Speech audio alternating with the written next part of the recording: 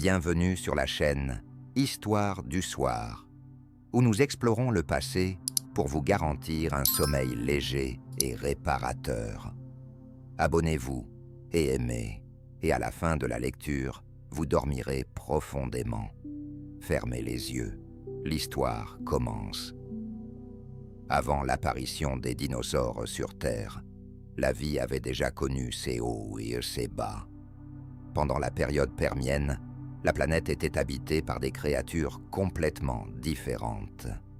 Sur Terre, d'énormes reptiles, mesurant jusqu'à 4 mètres, ressemblant à un hybride entre un rhinocéros et un lézard, erraient, tandis que leurs prédateurs, semblables à des crocodiles, possédaient de longues dents et des crânes allongés. Dans les eaux marines nageaient des ammonites, des mollusques à coquilles, enroulés mesurant jusqu'à un demi-mètre, et dans les airs flottaient d'énormes libellules avec une envergure allant jusqu'à 70 centimètres. C'était un monde avant les dinosaures, qui a presque disparu. Il y a environ 252 millions d'années, la Terre a été frappée par la plus grande catastrophe biologique de son histoire, connue sous le nom de Grande Extinction permienne. Plus de 90% des espèces marines et environ 70% des vertébrés terrestres ont disparu. De nombreux groupes d'animaux, y compris des familles et des espèces entières, ont disparu à jamais. Dans les océans, les coraux, les trilobites, ainsi qu'un grand nombre de mollusques et de poissons ont péri, tandis que sur Terre, des reptiles inférieurs ressemblant à des animaux se sont répandus, devenant les principaux habitants de l'époque permienne. Les scientifiques considèrent que la principale cause de l'extinction massive est liée à d'énormes éruptions volcaniques dans la région actuelle de la Sibérie.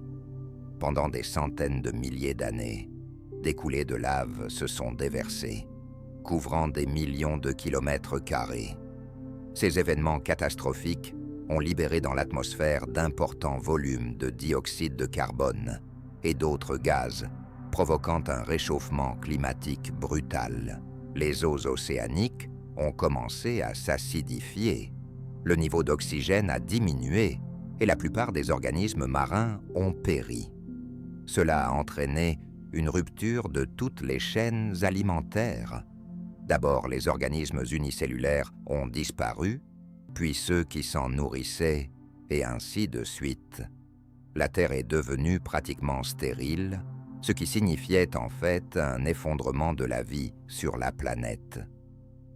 Après cette catastrophe, une nouvelle ère mésozoïque a commencé, lorsque les continents étaient encore réunis en un seul supercontinent, la Pangée. Ce géant s'étendait du pôle Nord au pôle Sud et était entouré d'un vaste océan appelé Panthalassa, créant des conditions climatiques inhabituelles. Au centre de la Pangée, loin des côtes, les précipitations étaient presque inexistantes et les sols se desséchaient.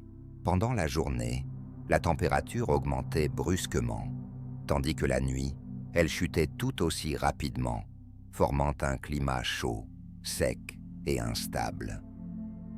Si un homme se trouvait au centre de la Pangée, au début du Mésozoïque, il ressentirait immédiatement une pression cardiaque. Il lui serait difficile de respirer en raison de la faible teneur en oxygène, et son corps manquerait d'air même au repos. La chaleur pouvait atteindre plus de 40 degrés pendant la journée, tandis que la nuit, la température plongeait presque à zéro. Sans protection et sans accès à l'eau, un homme ne survivrait pas même une journée. C'était un environnement hostile, où chaque forme de vie était adaptée à des conditions extrêmes. À cette époque, l'atmosphère était considérablement différente de celle d'aujourd'hui. Le niveau d'oxygène avait diminué d'environ un tiers, tandis que la concentration de dioxyde de carbone était plusieurs fois plus élevée. Cela favorisait l'effet de serre, intensifiant la chaleur et rendant la respiration difficile pour les animaux. Dans les grandes profondeurs des océans, il n'y avait pratiquement pas d'oxygène, créant une zone morte où ni les poissons ni les mollusques ne pouvaient survivre. La biosphère commençait à peine à se rétablir après la catastrophe. Les mers étaient pratiquement dépourvues de vie, tandis que sur Terre, des plantes simples prédominaient, des prêles, des fougères et des gymnospermes primitifs. C'est ainsi que la planète apparaissait au début de l'ère mésozoïque, vaste, chaude et presque stérile. Cependant, c'est dans cet environnement que des êtres capables de transformer radicalement la Terre ont commencé à évoluer. Après la catastrophe qui a anéanti la majeure partie de la vie, seuls les organismes capables de s'adapter aux nouvelles conditions ont survécu sur la planète. Parmi eux se trouvaient divers groupes d'amphibiens, de petits reptiles et des synapsides primitifs, des créatures ressemblant à des animaux dont les mammifères descendraient à l'avenir. Ces synapsides mesuraient généralement entre 40 cm et 1,5 m, étaient recouverts d'une peau épaisse, avaient de courtes membres et de grandes têtes.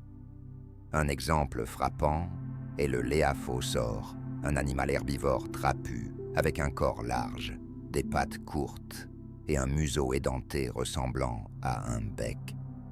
Bien qu'ils puissent sembler maladroits, ces organismes ont démontré une remarquable résilience.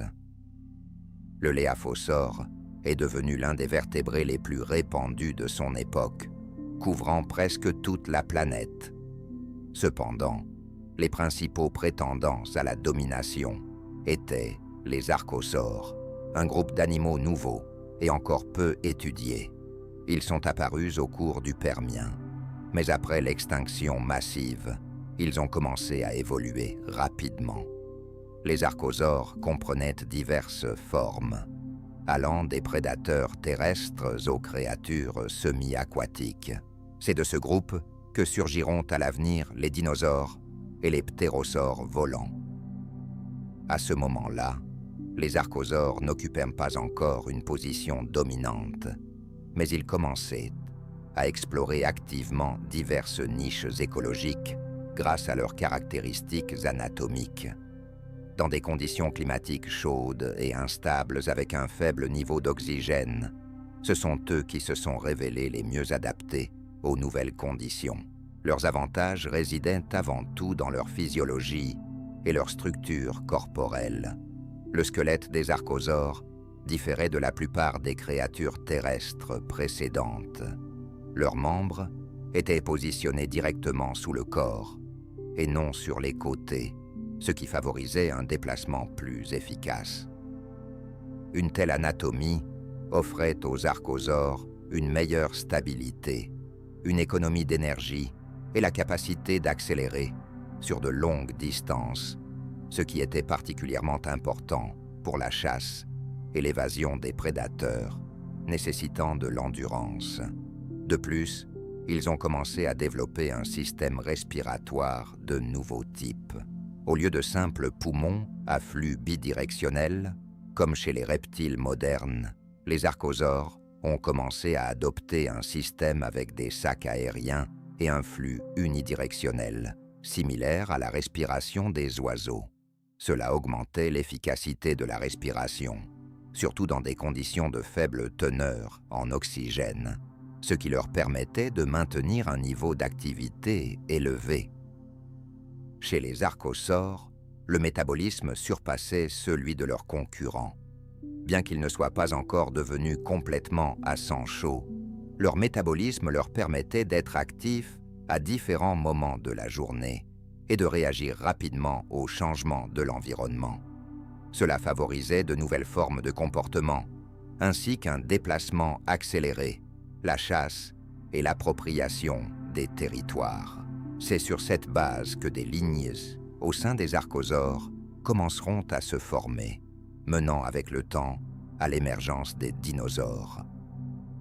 Déjà à ce stade, il était évident que la structure de leur corps, leur système respiratoire et leur niveau d'activité établissait un nouveau standard pour les vertébrés terrestres. Dans un monde rétabli après la catastrophe, ce sont précisément de telles créatures qui ont eu la chance de former de nouveaux écosystèmes et qui bientôt y occuperaient une position dominante. Il s'est écoulé plusieurs millions d'années depuis que la vie a commencé à se rétablir des ruines. La Terre a lentement retrouvé son équilibre perdu et le Trias a commencé, la première époque du Mésozoïque, qui a duré environ 50 millions d'années. Le climat à cette époque était chaud et sec. Le supercontinent Pangée était encore uni, et ses régions centrales consistaient en plaine sèche et en semi-désert. Les précipitations étaient rares, les rivières s'asséchaient souvent, et une végétation plus humide ne se maintenait que le long des rives. La flore était assez pauvre, des fougères et des prêles de faible hauteur, atteignant jusqu'à 1 mètre dominaient partout, tandis que dans certaines zones, on trouvait d'anciens conifères, à peine plus grands que de petits pins. Dans les parties intérieures du continent, d'immenses espaces restaient pratiquement dépourvus de vie, ne s'animant que par endroits, avec quelques buissons de plantes, capables de résister à des sécheresses de plusieurs mois.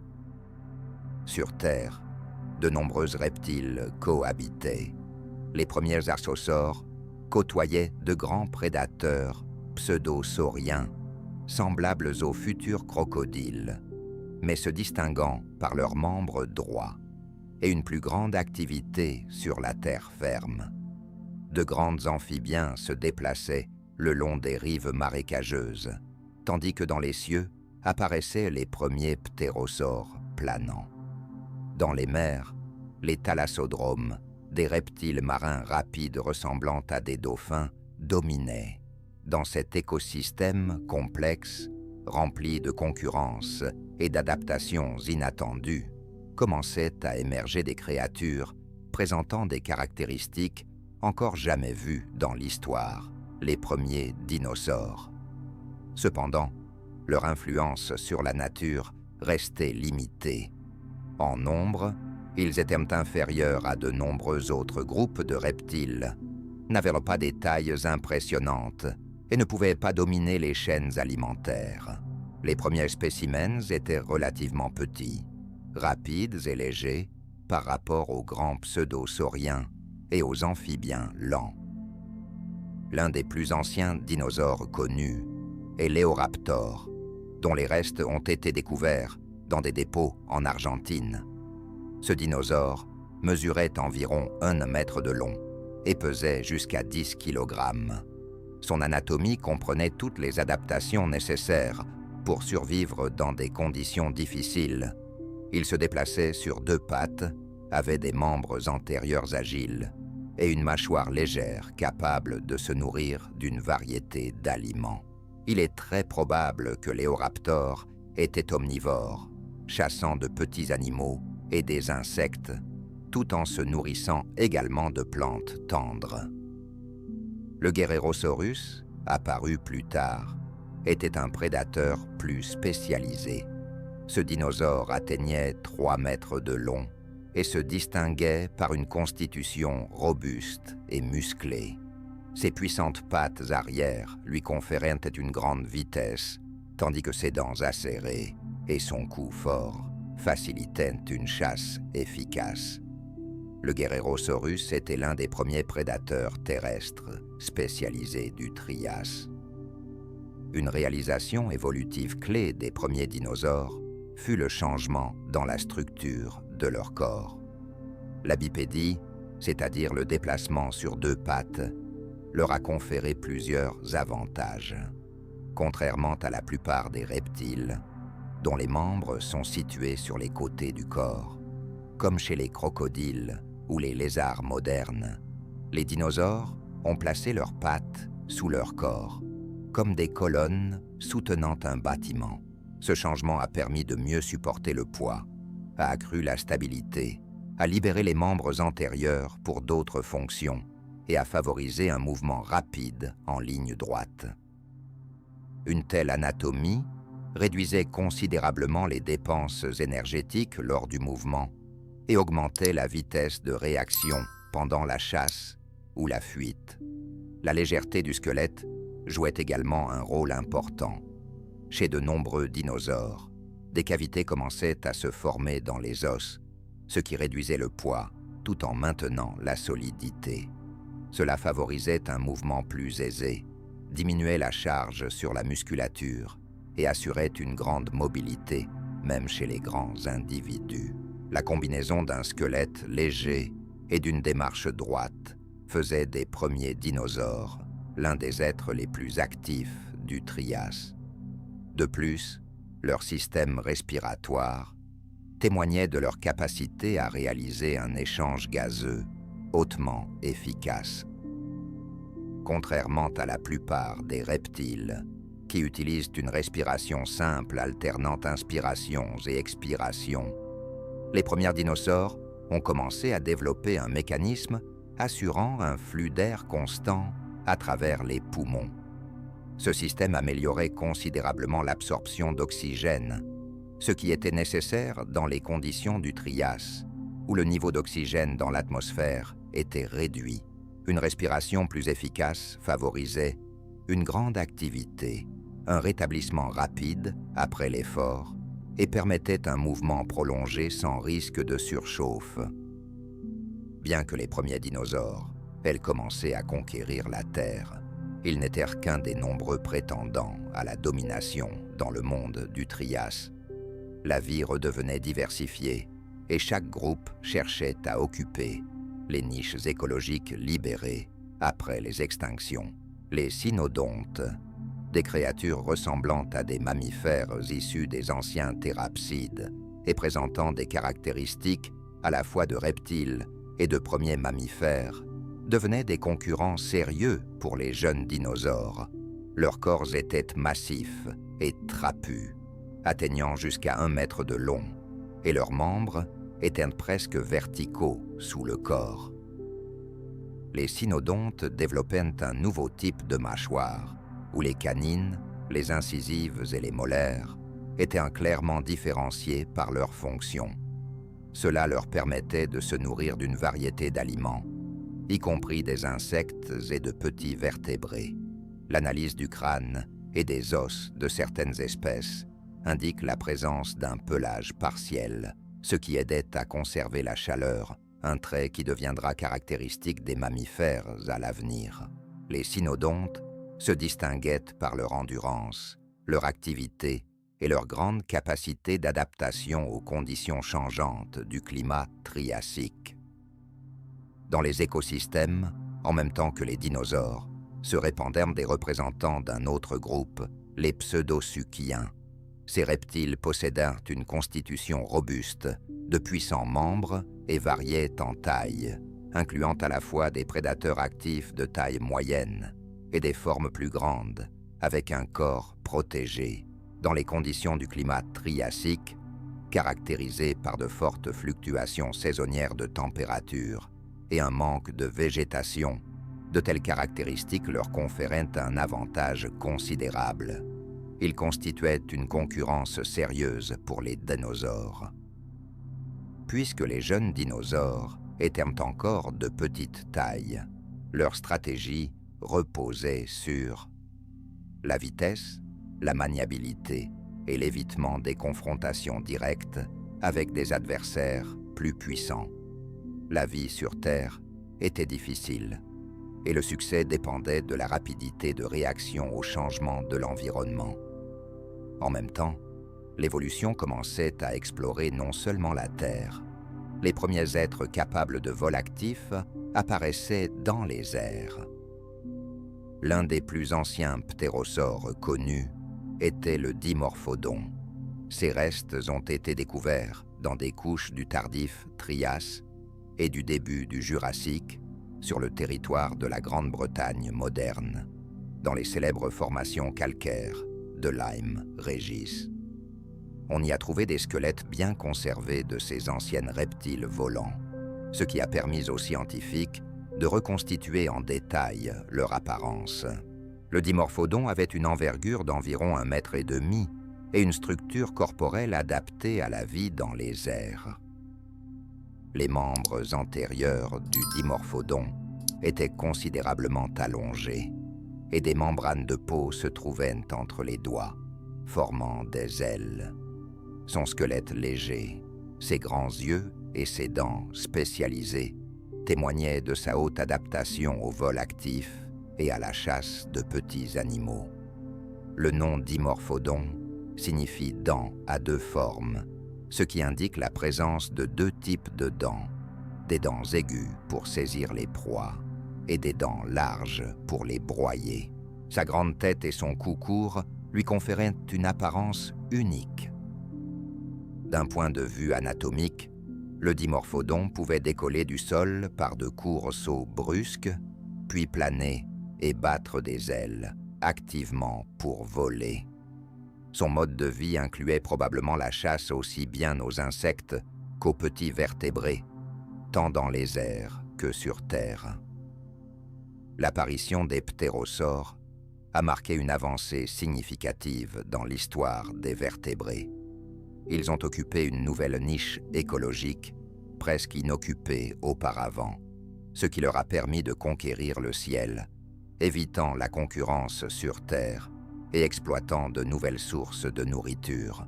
Alors que sur Terre se déroulait une lutte entre les espèces, des changements se produisaient également dans les mers.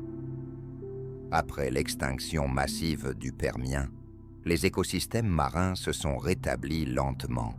Mais au cours du Trias, les océans ont de nouveau commencé à se remplir de vie. Les habitants de ces océans différaient considérablement des espèces dominantes précédentes. Parmi les premiers nouveaux souverains des mers figuraient les gnathosaures, qui représentent une forme intermédiaire entre les êtres terrestres et les créatures entièrement aquatiques. Leurs restes ont été découverts dans de nombreux dépôts côtiers triassiques, allant de la Chine à l'Europe centrale. Les gnathosaures avaient un corps allongé, mesurant jusqu'à 4 mètres, un long cou flexible et de puissants membres transformés en nageoires. Leur anatomie conservait de nombreuses caractéristiques de leurs ancêtres terrestres. Ces reptiles pouvaient respirer de l'air et se déplacer sans effort sur Terre, et il est probable qu'ils pondaient leurs œufs sur la plage. Des dents aiguës, à l'avant de leur mâchoire, étaient parfaitement adaptées pour saisir des proies glissantes. La structure des mâchoires et la forme des dents de certaines espèces, comme le gnathosaure géant, témoignent d'une spécialisation élevée pour attraper de petits poissons et des calmars. Ils ont été remplacés par les thalassodromes, qui se sont définitivement détachés de la Terre. Ces anciennes reptiles marins sont un exemple classique du retour des vertébrés vers les océans. Des descendants d'animaux terrestres qui se sont à nouveau adaptés à une vie entièrement aquatique. Des recherches récentes montrent que les thalassodromes descendent de reptiles primitifs, possiblement liés aux archosaures, qui habitaient les écosystèmes côtiers au tout début du Trias. Des recherches récentes montrent que chez les thalassodromes, la transition vers un mode de vie aquatique s'est produite rapidement, en moins de 5 millions d'années après l'extinction du Permien. Leurs corps ont évolué vers une forme hydrodynamique, ressemblant à celle des dauphins modernes. Ces reptiles avaient des mâchoires allongées, avec des dents aiguës pour attraper des poissons, de grands yeux avec des anneaux osseux pour stabiliser le globe oculaire lors de la chasse en profondeur, et une puissante queue avec une nageoire verticale, ce qui leur permettait de se déplacer rapidement dans l'eau. Les premiers thalassodromes avaient des tailles modérées, la plupart des espèces atteignant une longueur d'1 à 2 mètres. Cependant, au Trias, des représentants plus grands sont apparus, comme le Shonisaurus, découvert au Nevada, qui pouvait atteindre 15 mètres de long et devenait l'un des plus grands animaux marins de son époque. Dans les squelettes de Shonisaurus, On remarque particulièrement la réduction des dents chez les individus adultes. Ce processus, par lequel les dents devenaient plus petites ou disparaissaient, était lié à un changement vers une alimentation basée sur des organismes à corps mou, tels que de grands calmars, pour lesquels une morsure puissante n'était pas nécessaire. Les découvertes archéologiques de squelettes de thalassodromes sont largement répandues à travers le monde. Leurs restes ont été découverts dans toutes les anciennes régions maritimes, y compris en Europe, en Chine et en Amérique du Nord. Les trouvailles datées sont particulièrement riches dans les Alpes et sur la côte sud de l'Angleterre, où les couches de dépôts marins triassiques et jurassiques ont préservé des squelettes avec une étonnante précision, y compris des traces de tissus mous et de peau. Le retour des grands vertébrés dans les océans est devenu l'une des étapes clés de l'évolution du Trias. De nouveaux prédateurs marins ont rapidement colonisé à la fois les zones profondes et les eaux peu profondes, ainsi que les eaux ouvertes, formant des écosystèmes complexes où la lutte pour la survie était tout aussi intense que sur Terre. Après la fin du Trias, marquée par d'importants bouleversements, le Jurassique a commencé un nouveau chapitre dans l'histoire de la vie sur Terre. Cette période a duré près de 60 millions d'années et a été caractérisée par l'apogée des dinosaures, qui ont définitivement pris la position d'animaux dominants sur la planète. L'un des événements significatifs du Jurassique a été la fragmentation de la Pangée, un immense supercontinent qui avait auparavant rassemblé presque toute la Terre émergée. Les premiers signes de ce processus sont apparus dès la fin du Trias, mais au Jurassique, il est devenu irréversible. La fragmentation de la Pangée a été provoquée par des processus dynamiques internes de la Terre. La manteau en mouvement de la planète créait de puissants courants de matière chaude qui remontaient vers le haut et provoquaient des tensions dans la croûte. En conséquence, la croûte a commencé à se fissurer, formant des vallées de rift et séparant le supercontinent en blocs distincts. Avec le temps, de nouvelles fosses océaniques ont commencé à se former entre eux et les continents ont commencé à s'écarter lentement. L'un des premiers événements significatifs a été le moment où le bassin, qui deviendrait plus tard l'océan Atlantique, a commencé à se former. Des chaînes de montagnes se sont formées le long des failles et les processus volcaniques se sont intensifiés, libérant d'importants volumes de dioxyde de carbone dans l'atmosphère. Ces changements géologiques ont eu un impact radical sur le climat de la planète. La fragmentation de la Pangée a profondément modifié les conditions météorologiques. Auparavant, les régions intérieures du continent souffraient de fortes chaleurs et de sécheresses chroniques, n'ayant pas accès aux vents marins et aux précipitations. Cependant, avec l'apparition de nouveaux océans, la circulation de l'air et des masses d'eau a changé, entraînant une augmentation des précipitations, la formation de courants océaniques chauds et une élévation de l'humidité.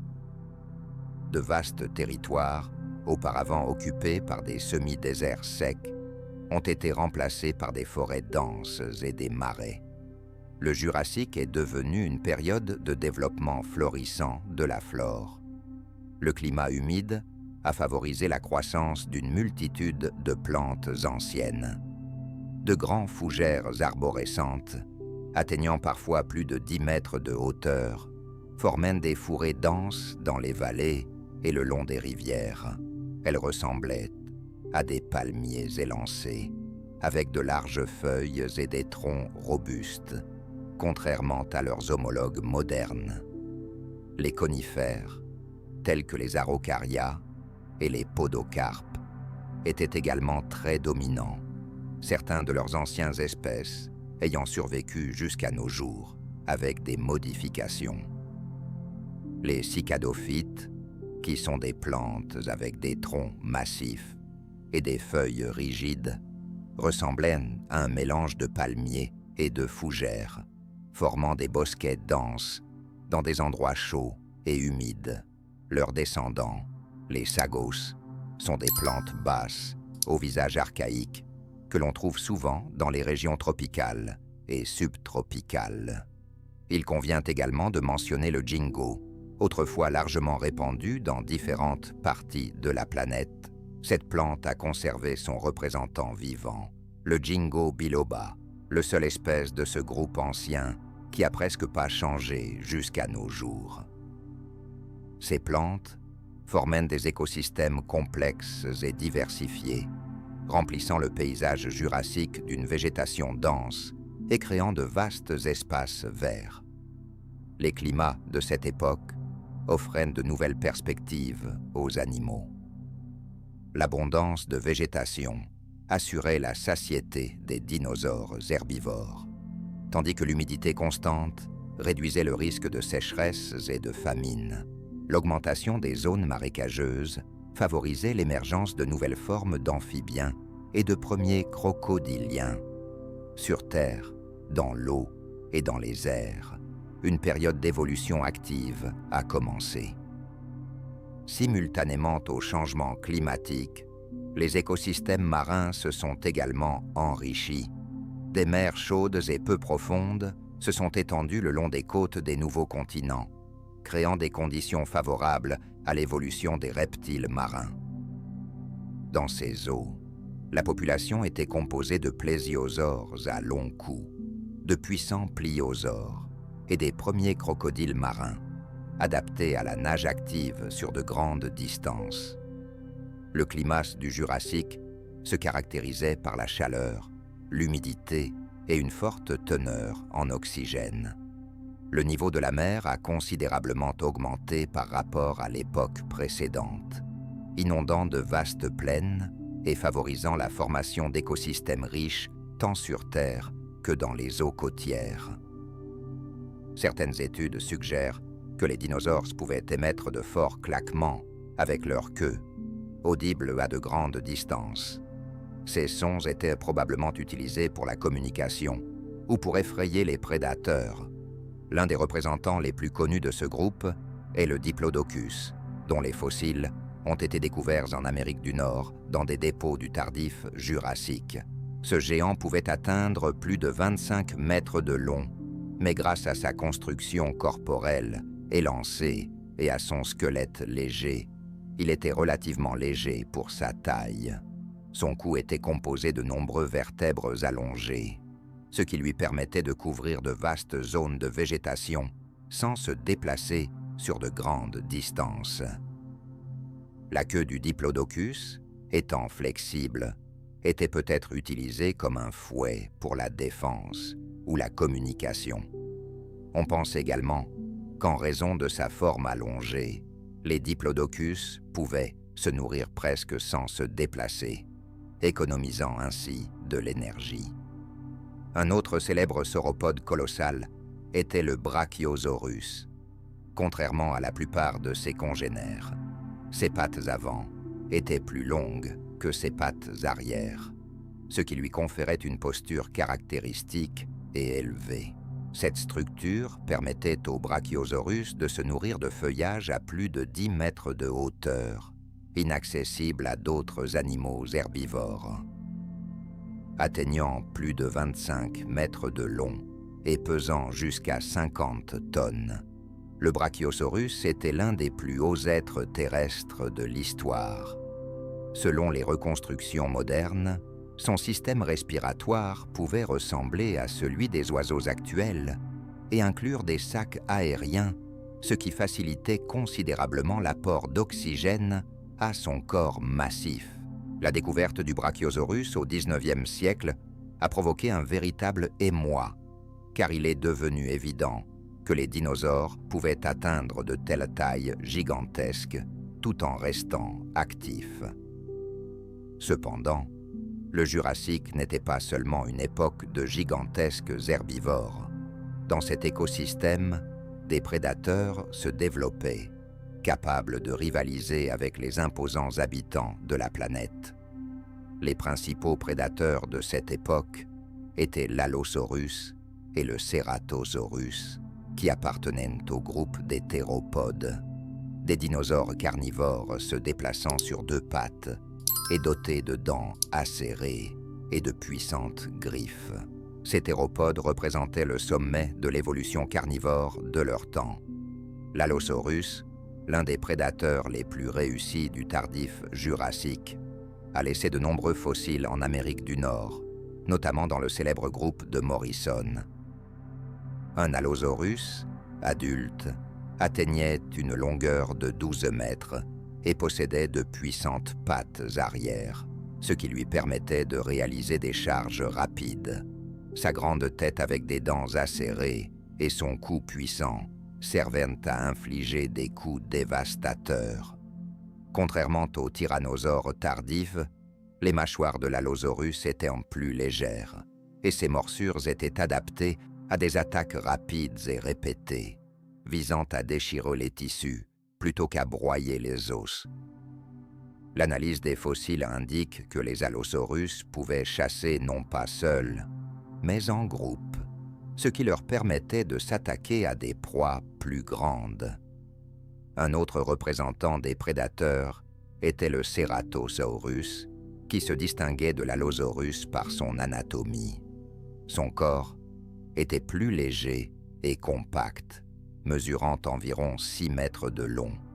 Une caractéristique distinctive du Ceratosaurus était la corne sur son nez et les petites crêtes au-dessus de ses yeux. Ces structures étaient probablement utilisées dans des comportements de démonstration ou lors de rituels nuptiaux. D'après la structure de ses dents et les caractéristiques de son squelette, on supposait que le Ceratosaurus était un chasseur actif et se nourrissait parfois de charognes, ce qui lui permettait d'éviter les confrontations directes pour la nourriture.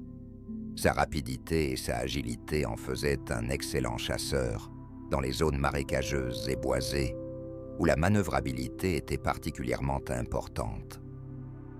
Dans les mers du Jurassique, une histoire évolutive se développait, tout aussi dynamique et impressionnante que sur Terre. Dans ces eaux infinies, une lutte pour la domination avait lieu parmi de nouveaux groupes de reptiles marins, formant des écosystèmes variés. Les thalassodromes, apparus pour la première fois au cours du Trias, atteignent leur apogée durant le Jurassique. Au fil de dizaines de millions d'années d'évolution, leur corps devenait plus hydrodynamique et adapté à la nage rapide. L'apparence de ces reptiles rappelait de manière frappante celle des dauphins et des requins modernes, ce qui constitue un exemple d'évolution convergente, où différents groupes d'animaux, en s'adaptant à des conditions similaires, développent des formes semblables. Des espèces grandes, comme le temnodonte, pouvaient atteindre plus de 10 mètres de long.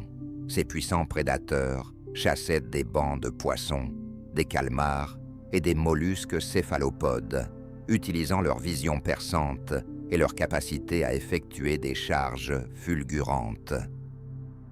Les thalassodromes avaient d'énormes yeux, parmi les plus grands de tous les vertébrés, ce qui favorisait la chasse dans des conditions de faible luminosité, en profondeur, ou dans des eaux troubles.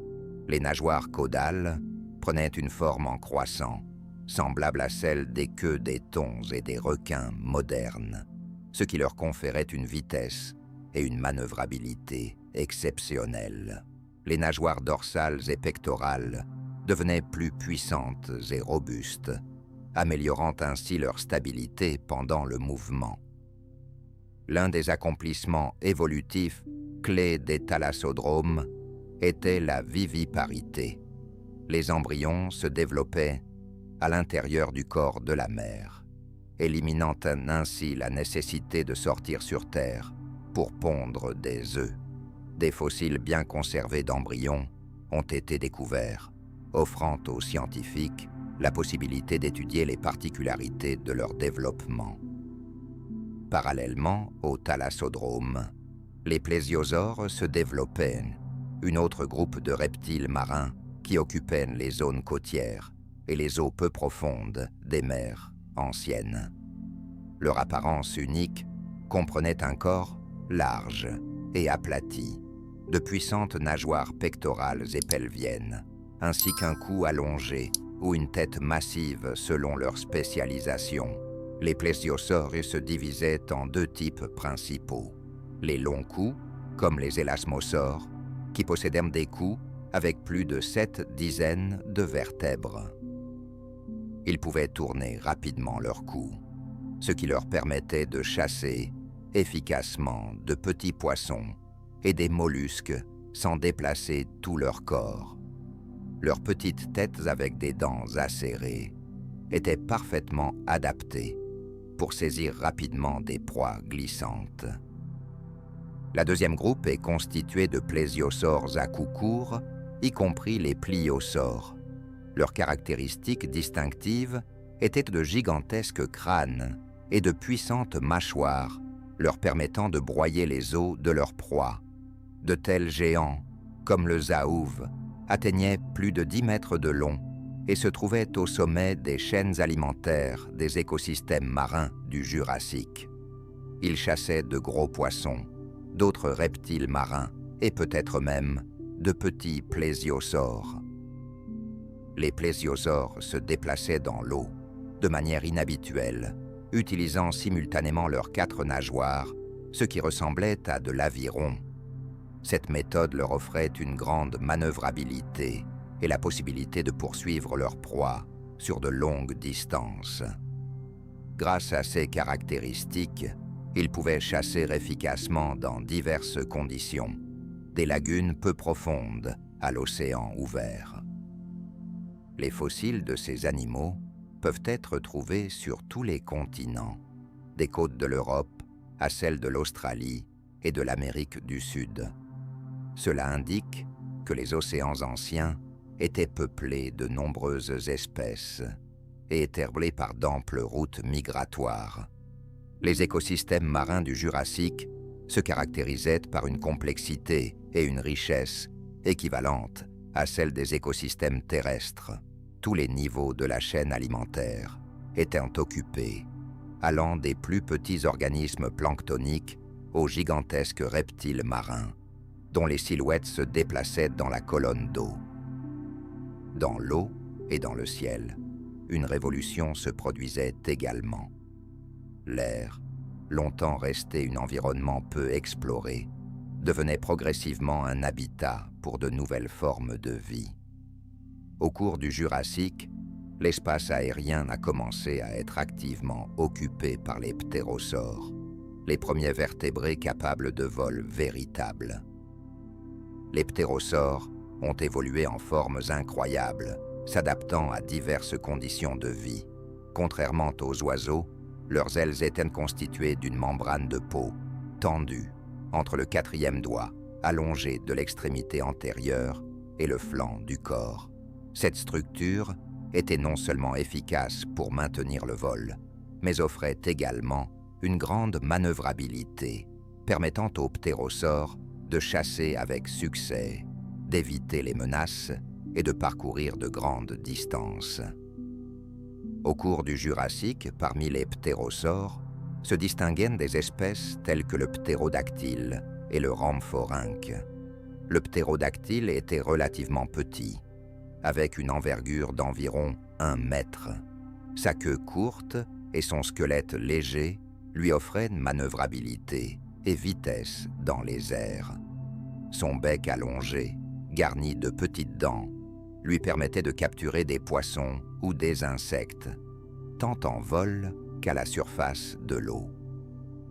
Les restes du ptérodactyle ont été découverts pour la première fois dans les dépôts de Salmhofen, en Allemagne, où les moindres détails de son squelette et de la structure de son aile se sont remarquablement bien conservés.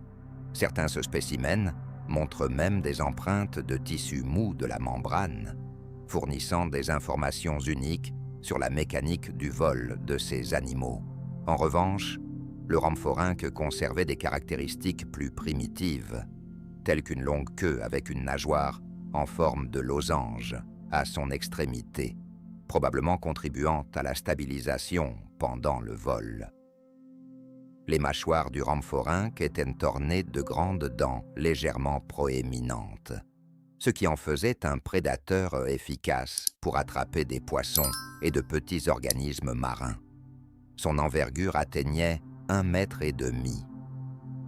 Les restes de ptérosaures se trouvent en Europe, notamment en Angleterre et en Allemagne, dans des dépôts marins d'anciennes lagunes tropicales peu profondes.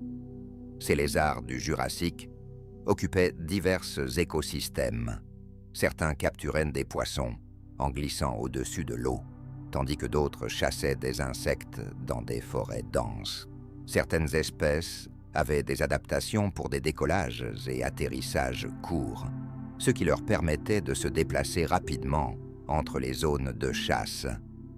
Leurs ailes légères mais robustes, et probablement un système respiratoire efficace, semblable à celui des oiseaux, contribuait à un échange gazeux réussi lors de longs vols. L'événement le plus important dans l'évolution du vol fut l'apparition de l'Archéoptéryx, la plus ancienne créature connue, alliant des caractéristiques de dinosaures et d'oiseaux. Cet être vivait il y a environ 150 millions d'années, à la fin du Jurassique. Ses restes ont été découverts à Zalmhofen, où les lagunes peu profondes ont créé des conditions idéales pour la conservation des moindres détails de son squelette, de ses plumes et des contours de son corps. L'Archéoptéryx avait une longue queue osseuse, des mâchoires dentées et des doigts griffus sur ses ailes, ce qui confirme ses traits reptiliens, tandis que son corps était recouvert de véritables plumes, semblables à la structure des plumes des oiseaux modernes. Les plumes asymétriques de ses ailes témoignent de la possibilité d'un vol plané actif ou même de courts vols. Sa cage thoracique, bien que moins robuste que celle des oiseaux modernes, offrait néanmoins une masse musculaire suffisamment développée pour le mouvement des ailes. L'Archéoptéryx constitue un exemple emblématique de forme intermédiaire, illustrant la transition progressive vers des caractéristiques qui mèneront ultérieurement à l'émergence des véritables oiseaux. Il confirme le lien étroit entre les dinosaures théropodes et les premiers oiseaux. Cette espèce possédait des compétences en escalade, en vol plané et, peut-être, en vol de courte durée, se situant à la frontière entre les reptiles et les êtres à plumes. Lorsque les scientifiques ont découvert, pour la première fois, les fossiles de l'Archéoptéryx, ils pensaient que les plumes constituaient une caractéristique unique des premiers oiseaux destinés au vol. Cependant, des recherches récentes ont radicalement changé cette opinion. Il s'est avéré que les plumes existaient bien avant l'apparition des véritables oiseaux et remplissaient des fonctions beaucoup plus complexes dans l'évolution. L'étude a confirmé que les premières plumes étaient présentes chez certains dinosaures théropodes, y compris ceux qui n'ont jamais maîtrisé le vol. À l'origine, les plumes n'étaient pas destinées au vol, mais servaient d'autres objectifs. L'une des principales raisons de la présence de plumes est l'isolation thermique. Les petits dinosaures, menant une vie active, avaient besoin de conserver la chaleur, surtout par des températures plus basses. Les plumes, à l'instar de la fourrure chez les mammifères, formaient une couche isolante, aidant à maintenir une température corporelle optimale. De plus, elles pouvaient remplir une fonction de démonstration. Des plumages vifs ou contrastés pouvaient être utilisés pour la communication, l'attraction de partenaires durant la saison des amours ou pour repousser les prédateurs. Même chez les oiseaux modernes, les plumes servent souvent davantage à l'ornementation et à l'interaction sociale qu'au vol. La présence de plumes chez les dinosaures a été confirmée grâce à des découvertes uniques dans des roches à structures finement granuleuses, comme dans la formation de Léonin en Chine. Dans ces dépôts, les moindres détails ont été préservés. y compris des tissus mous et des traces de plumes.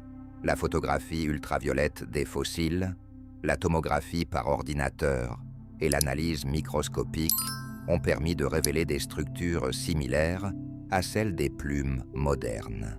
Les empreintes de plumes contours, particulièrement significatives, étaient clairement discernables dans les fines couches de pierre. Les premiers dinosaures à plumes découverts étaient effectivement de petite taille. Cependant, des recherches ultérieures ont montré que les plumes étaient également présentes chez des espèces plus grandes.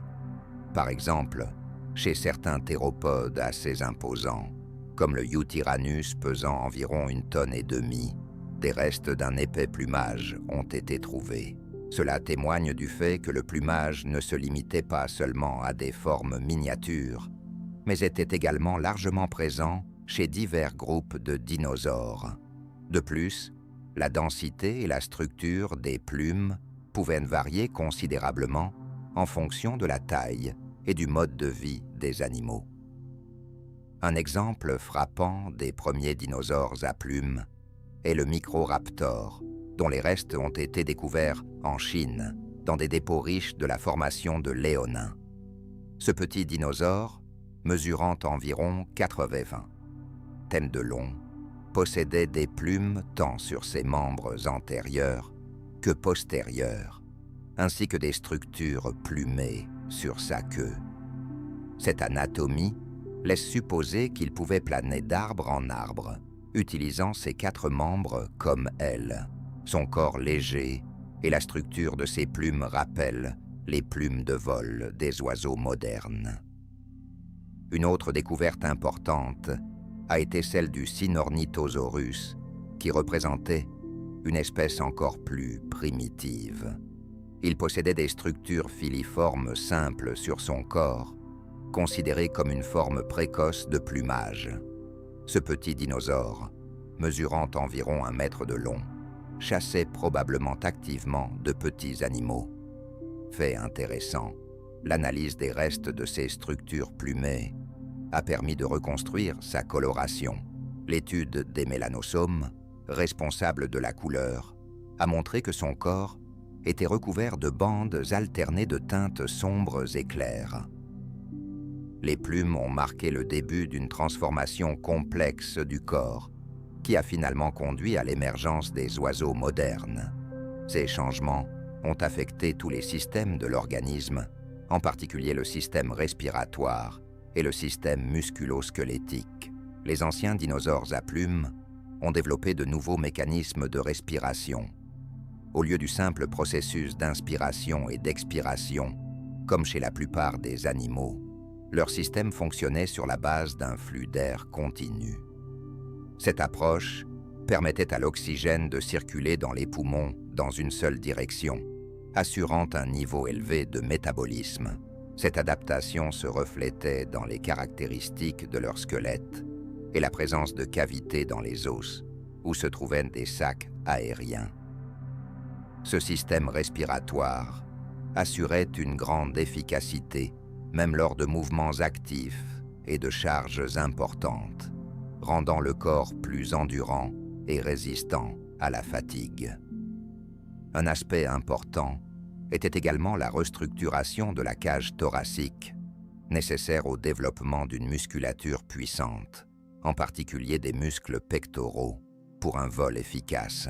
L'Archéoptérix et ses proches parents possédaient une forme initiale de carène, un renflement sur le sternum où se fixaient les muscles responsables du vol. Bien que la carène de l'Archéoptérix ne soit pas développée de manière prononcée, cela indiquait déjà les premiers pas vers la création d'un puissant appareil volant. La structure des côtes a également subi des modifications. Chez certains théropodes, des processus unciformes ont été découverts, des excroissances osseuses sur les côtes qui renforçaient la rigidité de la cage thoracique et amélioraient l'efficacité de la respiration. Ces modifications ont rendu le corps plus adapté aux efforts prolongés nécessaires lors du vol plané. Parallèlement, le comportement évoluait également.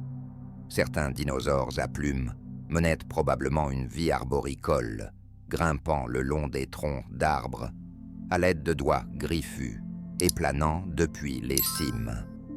D'autres, en revanche, ont développé des tactiques de chasse au sol, s'appuyant sur une course rapide et une manœuvrabilité active. Les plumes, initialement destinées à l'isolation thermique et à la démonstration, ont progressivement commencé à jouer un rôle aérodynamique, améliorant l'efficacité des sauts, des glissades et des vols courts. À la suite de ces changements, au sein du groupe des théropodes, en particulier parmi les petits maniraptors, de véritables oiseaux ont commencé à se former. La transition vers cette étape est considérée comme progressive. Les formes avec des plumes primaires et des capacités de vol limitées ont été remplacées par des espèces plus spécialisées, dont le squelette, le système respiratoire et le comportement favorisaient le vol actif. Les premiers oiseaux ont hérité de leurs ancêtres des doigts griffus sur les ailes, de longues queues et des mâchoires dentées. Mais au cours de l'évolution, ces caractéristiques ont progressivement disparu, laissant place à des squelettes légers, des queues courtes et des becs édentés. Ainsi, la transition des premiers théropodes à plumes vers les oiseaux modernes a été lente et complexe, englobant non seulement le développement des plumes, mais aussi une restructuration complète des systèmes respiratoires, squelettiques et musculaires, ainsi que des changements dans le mode de vie. L'un des premiers types d'oiseaux apparus à cette étape est le Confucius ornis. Cette petite forme à plumes, avec des mâchoires dentées et des ailes griffues, possédait déjà une courte queue et une morphologie semblable à celle des oiseaux modernes. Les découvertes de cette espèce en Chine indiquent qu'au début de la période Crétacée, les oiseaux maîtrisaient déjà l'espace aérien avec assurance. Avec la fin de la période Jurassique, la Terre est entrée dans une nouvelle ère, la période Crétacée, caractérisée par une diversité sans précédent de dinosaures. Cette période a duré de 145 à 66 millions d'années et est devenue la phase la plus longue de l'ère mésozoïque. Son nom provient des grandes couches de craie, formées à partir des restes d'organismes marins microscopiques qui couvraient le fond des anciens océans.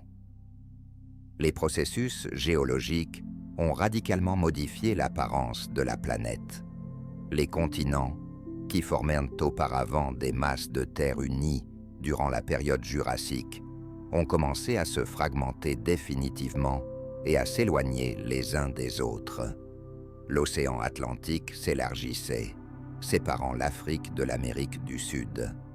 La Laurasie, le supercontinent nord qui regroupait l'Amérique du Nord, l'Europe et l'Asie, a commencé à se diviser en sections distinctes.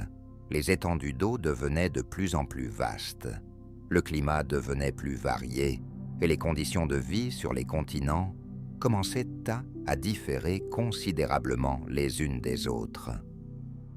Les changements tectoniques ont conduit à la formation de nombreux systèmes insulaires. Certaines régions se sont retrouvées isolées des grandes masses de terre, ce qui a favorisé le développement d'écosystèmes uniques. L'évolution sur ces îles a suivi son propre cours.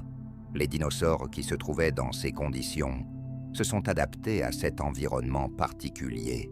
Chez certaines espèces, les tailles diminuaient en raison des ressources limitées, tandis que d'autres développaient des caractéristiques anatomiques inhabituelles, non présentes ailleurs.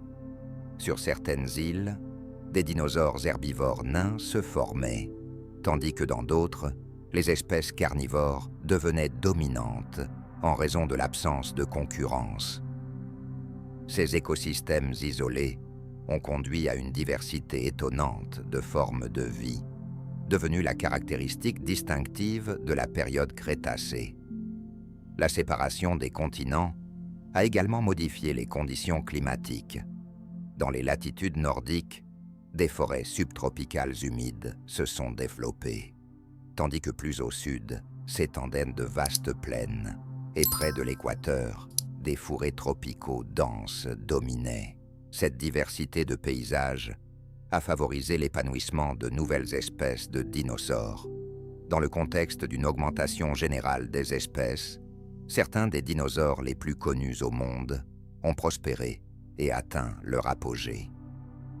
L'un des représentants de cette diversité est le titanosaure.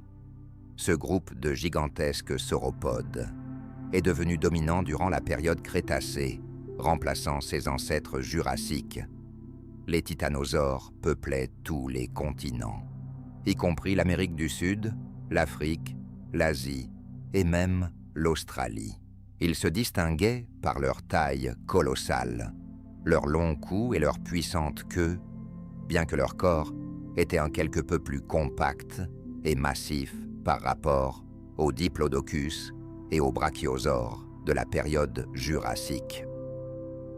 Parmi ces dinosaures se trouvaient de véritables géants, tels que l'Argentinosaurus, le Patagotitan et le Dreadnoughtus.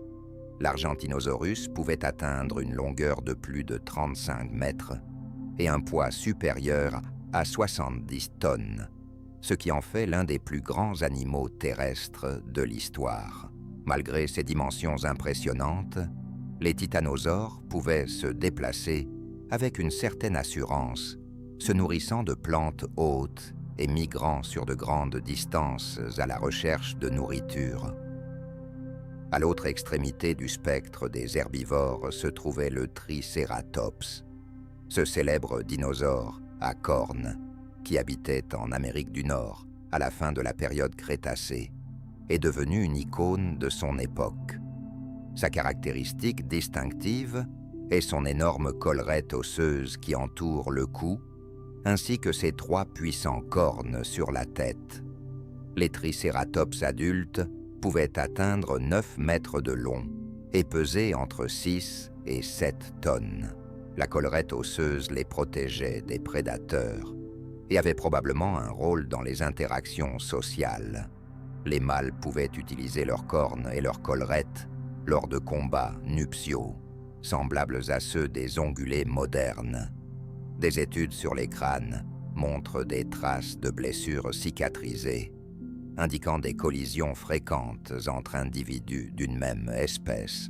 Les puissantes mâchoires du Tricératops étaient dotées de rangées de dents, ce qui permettait un traitement efficace de la végétation dure, caractéristique des forêts nord-américaines.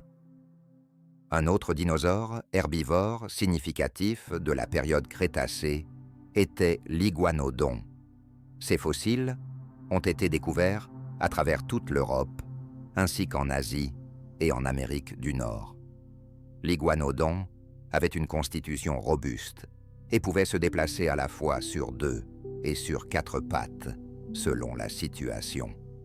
Sa caractéristique distinctive était une grande épine sur le gros orteil de ses membres antérieurs, qui était probablement utilisée pour se défendre contre les prédateurs. Les spécimens adultes, mesurant jusqu'à 10 mètres de long et pesant plusieurs tonnes, possédaient des muscles leur permettant de broyer la végétation dure, ce qui les rendait omnivores ou herbivores. Les paléontologues pensent que les iguanodons pouvaient former des troupeaux pour se protéger et faciliter leur migration, ce qui a contribué à leur succès parmi les herbivores de leur époque. Durant la période Crétacée, aux côtés des gigantesques dinosaures herbivores, il existait également de majestueux prédateurs. Les théropodes, qui sont des dinosaures carnivores bipèdes, ont atteint une grande diversité en termes de taille, de forme et de méthodes de chasse. L'un des théropodes les plus connus est le tyrannosaure, l'un des prédateurs les plus célèbres de l'histoire de la Terre. Ce puissant dinosaure mesurait environ 12 mètres de long et pesait jusqu'à 8 tonnes et était adapté pour des attaques rapides. Ses puissantes membres postérieurs lui offraient une vitesse considérable sur de courtes distances, tandis que ses énormes mâchoires, dotées de dents atteignant jusqu'à 30 cm de long, pouvaient facilement briser les os de ses proies. Le tyrannosaure était réputé pour son odorat exceptionnel, ce qui lui permettait de traquer des animaux blessés ou morts sur de grandes distances. Les paléontologues pensent qu'il était un prédateur opportuniste, capable de chasser de grands herbivores tels que les tricératops et les montosaures, en tendant des embuscades et en infligeant des morsures mortelles. Il est possible que le tyrannosaure ne dédaignait pas la charogne et utilisait son odorat pour repérer les animaux morts. Des études sur des traces fossiles de morsures sur des os montrent que les tyrannosaures entraînent parfois en conflit entre eux pour le territoire ou la proie. Ces caractéristiques anatomiques témoignent d'une grande efficacité, tant en tant que chasseur qu'en tant que charognard, ce qui a fait du tyrannosaure le prédateur suprême de la fin de la période Crétacée en Amérique du Nord. À l'autre bout de la planète, en Amérique du Sud, vivait le gigantosaure. Ce prédateur, atteignant une longueur d'environ 13 mètres et un poids d'environ 8 tonnes, était comparable en taille au tyrannosaure, mais se distinguait par sa forme corporelle. Son crâne était plus long et plus bas, et ses dents avaient une acuité tranchante, permettant d'infliger de profondes coupures. Le gigantosaure comptait probablement sur des attaques rapides et de multiples blessures pour épuiser sa proie, plutôt que de chercher à la tuer d'un seul coup puissant. Les proies présumées du gigantosaure étaient des sauropodes géants, parmi lesquels se trouvait l'Argentinosaurus, l'un des plus grands dinosaures de l'histoire. Les scientifiques découvrent des fossiles de plusieurs individus au même endroit, ce qui pourrait indiquer de possibles attaques en groupe et une structure sociale temporaire chez ces prédateurs. Parmi les prédateurs plus petits et plus rapides se distinguaient les dromaeosaures, un groupe comprenant le Dromaeosaurus, le Vélociraptor et leurs proches parents. Bien que ces dinosaures soient nettement plus petits que leurs grands congénères, ils se caractérisaient par une grande intelligence, agilité et coordination. Le Dromaeosaurus atteignait une longueur d'environ 2 mètres, avait un corps musclé, une longue queue pour l'équilibre lors des sauts et de grandes griffes sur ses membres postérieurs.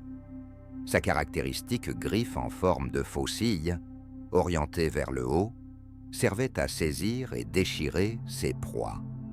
La chasse pouvait se dérouler en groupe, et parmi les proies des dromaeosaures se trouvaient non seulement de petits dinosaures, mais aussi des jeunes individus de grandes espèces. Leur stratégie de chasse reposait sur des attaques rapides, l'effet de surprise et des actions coordonnées. Les stratégies évolutives des théropodes devenaient de plus en plus variées. Certains d'entre eux comptaient sur la force et la taille, tandis que d'autres utilisaient la vitesse, l'agilité et des attaques en groupe. Avec le développement des comportements de chasse, des éléments de structure sociale ont également émergé. La découverte de nids contenant un grand nombre d'œufs, soigneusement disposés en couvées, et de squelettes d'adultes à proximité des nichés, indique la présence de soins parentaux. Certains théropodes pouvaient protéger leur nid des prédateurs, réchauffer les œufs avec leur corps et s'occuper des jeunes après leur éclosion. Ces caractéristiques comportementales indiquent l'émergence d'interactions sociales complexes qui sont ensuite devenues la norme pour les premiers oiseaux. Alors que les continents se séparaient et que les paysages changèrent, les espaces marins de la Terre connaissaient également des transformations significatives. Pendant la période Crétacée, les océans et les mers intérieures sont devenus le foyer de certains des prédateurs les plus redoutables de l'histoire de la planète, tandis que la diversité de la vie aquatique croissaient aussi rapidement que sur Terre. Les mers étaient envahies par de nouvelles espèces de poissons, de reptiles marins et de requins, formant des écosystèmes complexes et multicouches où la lutte pour la survie devenait de plus en plus intense. L'eau occupait une part significative de la surface de la planète, créant d'immenses mers intérieures, notamment sur le territoire de l'actuelle Amérique du Nord. Parmi les habitants les plus redoutables des mers crétacées se distinguaient les mosasaures, d'énormes reptiles marins, proches des varans modernes, qui atteignaient des tailles colossales. Les plus grandes espèces, telles que le mosasaure et le tylosaurus, pouvaient atteindre une longueur allant jusqu'à 15 mètres. Leur corps était hydrodynamique et allongé, avec de puissantes membres en forme de nageoires, tandis que leur longue queue, avec de larges nageoires, permettait une activité de nage rapide et manœuvrable. L'anatomie de leur crâne permettait à ces reptiles d'ouvrir largement la bouche grâce à une articulation mobile des os, ce qui facilitait l'ingestion de proies volumineuses. La structure de la mâchoire des mosasaures, rappelant l'anatomie des serpents modernes, leur conférait un avantage lors de la capture de proies grandes et glissantes.